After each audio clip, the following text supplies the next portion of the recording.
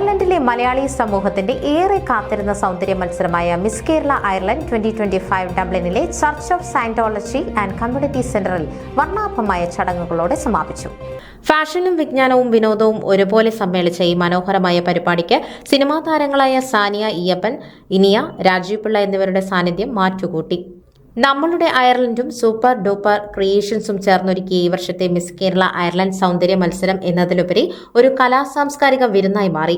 Cinema താരങ്ങളായ സാനിയ ഇയ്യപ്പൻ, ഇനിയ, രാജീവ് പിള്ള എന്നിവർ വിധികർത്താക്കളായും അതിഥികളായും എത്തിയത് പരിപാടിക്ക് സിനിമാ തിളക്കം നൽകി. മത്സരത്തിൽ ആൽഫന്തരേസ രണ്ടാം റണ്ണറപ്പും ജിസ വർഗീസ് ഫസ്റ്റ് റണ്ണറപ്പുമായി തിരഞ്ഞെടുക്കപ്പെട്ടു. കിരീടം നേടിയ പ്രസീജ പ്രേം റൺവേ ക്വീൻ പട്ടവും സ്വന്തമാക്കി. ആത്മവിശ്വാസത്തോടെയുള്ള പ്രസീജയുടെ പ്രകടനവും ചോദ്യോത്തര റൗണ്ടിൽ രാജീവ് പിള്ളയുടെ ചോദ്യത്തിന് നൽകിയ മികച്ച ഉത്തരവും സദസ്സിന്റെ കയ്യടി നേടി. സൂചിയും നൂലും അവതരിപ്പിച്ച ഡിസൈനർ ഫാഷൻ ഷോ പരിപാടിയുടെ പ്രധാന ആകർഷണങ്ങളിലൊന്നായിരുന്നു. മനോഹരമായ സിൽക്ക് വസ്ത്രങ്ങളും സാരികളും അണിഞ്ഞെത്തിയ മോഡലുകൾ ഫാഷൻ ലോകത്തെ പുതിയ ട്രെൻഡുകൾക്ക് വേദിയൊരുക്കി. വിവിധതരം നൃത്ത പ്രകടനങ്ങൾ ഉൾപ്പെടെയുള്ള വിനോദ പരിപാടികളും കാണികളെ ആവേശത്തിലാഴ്ത്തി.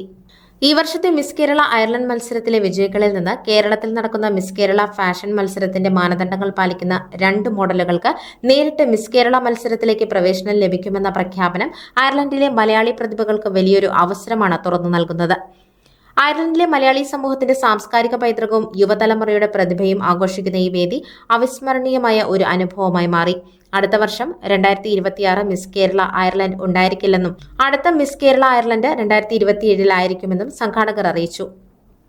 എന്നിരുന്നാലും അതേ സംഘാടകരായ നമ്മളുടെ അയർലൻഡും സൂപ്പർ ഡൂപ്പർ ക്രിയേഷൻസും അടുത്ത വർഷം മിസ് ഇന്ത്യ അയർലൻഡ് എന്ന പേരിൽ പുതിയൊരു സൗന്ദര്യ മത്സരം സംഘടിപ്പിക്കും.